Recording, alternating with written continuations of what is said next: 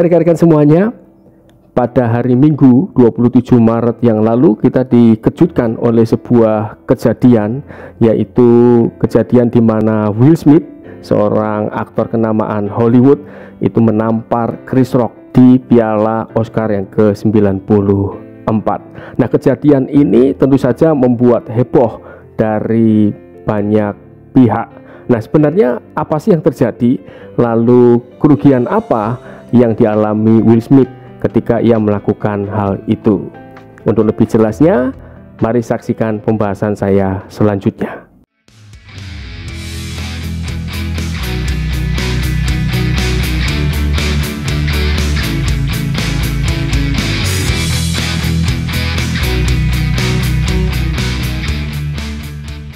Nah, ada yang berbeda di acara Piala Oscar tahun 2022 ini, yaitu terjadinya penamparan yang dilakukan oleh Will Smith terhadap Chris Rock yang waktu itu sedang memandu acara.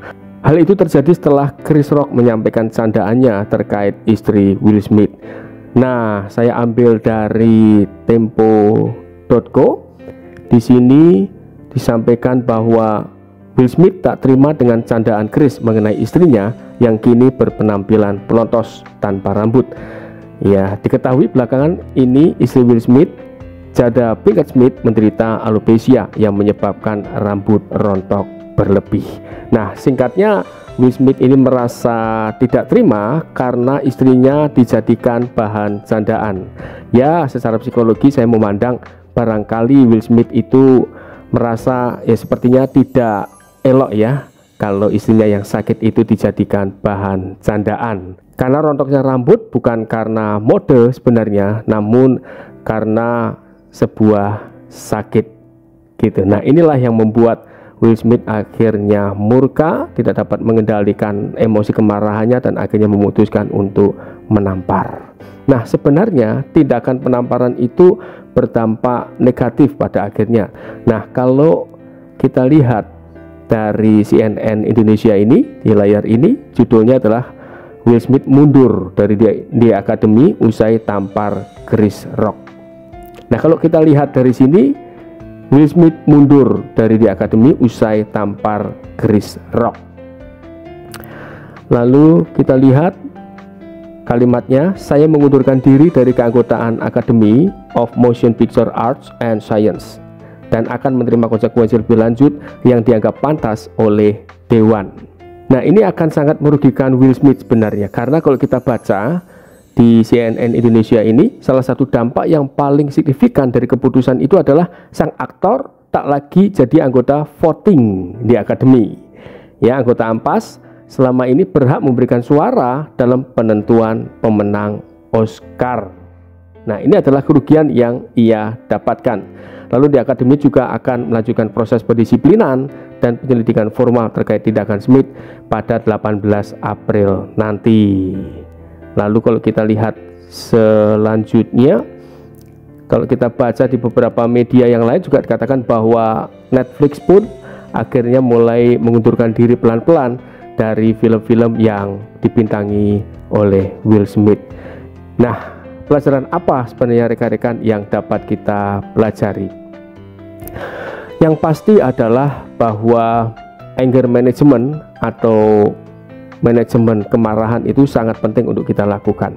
Karena ketika kita dipacu kemarahan lalu tidak terkontrol lagi dan kita melakukan tindakan yang di luar nalar atau logis dan di luar etika, maka itu akan merugikan kehidupan kita. Nah, sebenarnya apa sih yang terjadi dengan Will Smith gitu? Saya hanya melihat dari sudut pandang psikologi, rekan-rekan sekalian. Jadi karena di dalam manusia, di bagian otak manusia itu ada yang namanya amigdala. Nah, amigdala ini sebuah sistem di dalam manusia. Salah satu fungsinya adalah untuk membuat respons fight or flight, ya, yaitu responnya untuk defense mechanism, untuk pertahanan diri manusia. Nah, contohnya ketika Anda melihat seekor ular dan Anda memang takut terhadap ular itu, maka amigdala akan bekerja secara spontan dan memberikan respon fight or flight. Salah satu diantaranya adalah Anda akan melompat, lari, berteriak seperti itu tanpa berpikir panjang. Nah, amigdala ini kalau kita kaitkan dengan bagaimana hubungan kita dengan orang lain, jika kita tidak mampu mengontrolnya dengan baik, akan menyebabkan berbagai persoalan. Contoh seperti kejadian yang dialami oleh Will Smith ini. Ini padahal kejadiannya di sebuah ajang Oscar, ajang penghargaan, ya, ajang nominasi yang sangat luar biasa, ya, di bidang perfilman seperti itu. Di bidang seperti ini saja Will Smith bisa melakukan tindakan yang di luar nalar logis, ya, itu karena salah satunya kerja dari amigdala. Nah, ketika Chris Rock menyampaikan candaannya terkait istrinya yang berambut plontos, Jada Smith, ya, lalu Will Smith merasa bahwa, nah, ini kan bukan mode sebenarnya, ini karena sakit, penyakit kok dibuat lelucon. Nah, ini yang membuat amigdalanya lalu bereaksi dan menganggap candaan Chris Rock itu sebagai sebuah serangan baik terhadap Will Smith maupun terhadap istrinya. Barangkali waktu itu ia menganggap bahwa tindakannya itu merendahkan istrinya dan bakal akan membuat istrinya itu sedih, ya, atau barangkali jengkel dan teringat kembali dengan penyakitnya barangkali, sehingga Will Smith merasa wah, kok seperti ini ya, jadi merasa tindakan Chris Rock itu sebagai sebuah ancaman, ya. Amigdalanya bereaksi, lalu respon fight or flight tanpa logika terjadi, dan akhirnya kalau rekan-rekan lihat di dalam video, Will Smith itu langsung menghampiri Chris Rock dan seketika itu juga tanpa berbicara panjang lebar langsung melakukan pemukulan atau penamparan terhadap Chris Rock. Nah, di dalam hubungan rekan-rekan dengan orang lain tentu saja tidak dapat dilepaskan dari konflik, ya. Kadang-kadang ada orang lain yang menyampaikan kata-kata yang kita tidak berkenan, kita merasa itu merendahkan kita, lalu barangkali mereka melakukan tindakan yang kurang lebih kita anggap sebagai ancaman. Apa yang harus kita lakukan? Karena itu seringkali ada, ya. Kalau memang tindakan seseorang itu sudah mengancam keselamatan jiwa kita, misalnya dia ingin memukul atau ingin melukai kita, amigdala kita juga bekerja, kan? Yang harus Anda lakukan apa? Ya tentu Anda melompat dong, atau menghindar secara cepat, refleks itu otomatis, dan itu tidak jadi persoalan. Nah, yang jadi persoalan adalah ketika sebenarnya apa yang dilakukan oleh orang lain itu kita anggap sebagai ancaman, padahal itu sudah jelas-jelas tidak mengancam keselamatan fisik kita. Misalnya dia hanya menyampaikan perkataan yang tidak mengenakan, seperti itu salah satu contohnya. Kalau ini yang terjadi, maka ketika amigdala kita bekerja dan mendorong respons fight or flight itu muncul dalam diri kita, apa yang harus kita lakukan sebelum kita melakukan tindakan yang di luar nalar? Nah, ini pokok pembicaraan kita. Ini yang hari ini saya sampaikan mengenai anger management atau manajemen emosi kemarahan. Ya, di dalam video saya yang lalu-lalu saya membahas mengenai emosi. Nanti rekan-rekan bisa lihat, ya. Lihat di link berikut ini bahwa emosi itu tidak sekedar kemarahan. Emosi itu ada banyak bentuknya. Kemarahan hanya salah satu bentuk dari emosi. Nah, hari ini fokus kita adalah pada emosi kemarahan.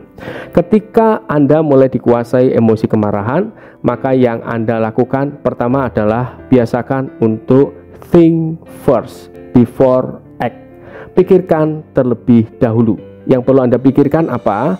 Satu, motif orang itu apa sih? Ya, barangkali dia tidak sengaja, barangkali dia tidak mengetahui latar belakangnya, seperti itu. Seperti yang dilakukan Chris Rock. Barangkali Chris Rock kurang memahami betul bahwa yang Jada atau istri Will Smith alami itu penyakit, dan bagaimana perasaan mereka barangkali kurang memahami sehingga melontarkan candaan itu. Bisa jadi loh, ya. Berpikir dulu, ya. Lalu berikutnya kita melihat bahwa selain orang itu belum mengetahui, terus kita lihat sebenarnya ancamannya sejauh apa sih? Apakah membahayakan keselamatan nyawa kita atau tidak? Lalu kita perlu pikirkan juga sebenarnya bagaimana sebaiknya saya merespons. Kalau saya lakukan tindakan pemukulan ini, yang rugi siapa ya nantinya? Nah, dengan melakukan kebiasaan think first atau berpikir terlebih dahulu sebelum act atau bertindak, maka nanti emosi kemarahan yang dipicu oleh kerja amigdala, maka emosi kemarahan yang muncul itu akan segera mereda, seperti itu ya. Karena ketika amigdala bekerja, maka salah satu hormon yang muncul adalah hormon adrenalin. Wah, detak jantung berdegup kencang, lalu kita seolah-olah memiliki keberanian yang lebih, seperti itu ya. Lalu ketika kita menenangkan diri dengan cara kita berpikir terlebih dahulu, maka lama-lama kadar hormon adrenalin di dalam tubuh kita semakin menurun. Ketika itu terjadi, maka kita mulai dapat mengontrol kemarahan kita. Itu yang pertama. Lalu yang kedua, Anda bisa melakukan menarik nafas dalam-dalam terlebih dahulu.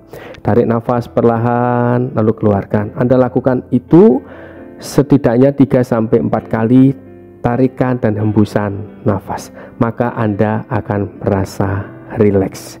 Lalu yang ketiga, perhatikan self talk Anda. Jadi ketika ada orang lain mengatakan sesuatu terhadap Anda, lalu di dalam self talk kita muncul pemikiran, wah dia menghina saya, wah dia merendahkan saya, wah dia mengancam saya. Kalau self talk atau pikiran seperti itu yang muncul, maka otomatis emosi kemarahan kita semakin meledak. Nah, perhatikan baik-baik.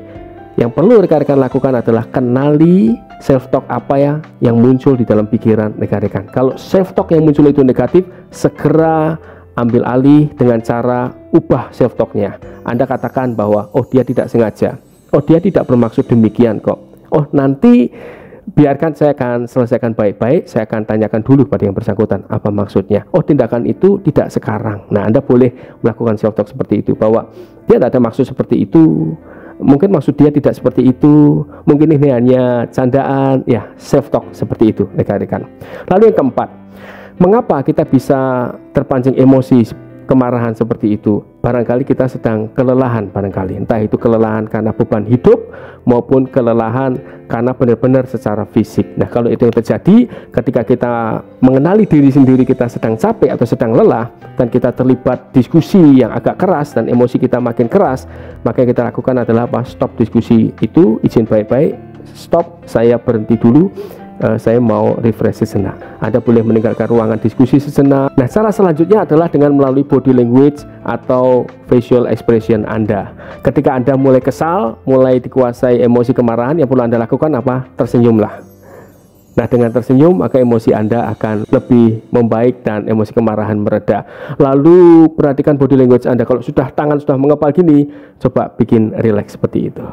Nah, duduknya lebih rileks. Kalau otot Anda kenal semakin tegang, Anda mengetahuinya, mulai rilekskan dulu. Tenang terlebih dahulu, senyum. Anda boleh memejamkan mata sejenak, menarik nafas dan hembuskan nafas perlahan sejenak, seperti itu sampai Anda rileks. Atau Anda juga melakukan tindakan seperti pindah tempat duduk sejenak atau pindah posisi sejenak. Itu akan membuat emosi kemarahan Anda menurun, karena fokus dari pikiran Anda ke fokus pindah tempat duduk itu. Nah, demikian rekan-rekan untuk anger management atau manajemen emosi kemarahan. Sebenarnya ada banyak sekali caranya, namun saya hanya menyampaikan beberapa saja. Nah, tinggal Anda praktekkan. Yang perlu kita ingat adalah emosi kemarahan yang tidak terkontrol akan merugikan selain Anda sendiri, juga merugikan orang lain. Kontrol emosi kemarahan Anda bisa. Saya doakan Anda sehat dan bahagia selalu. Saya Heri Santoso.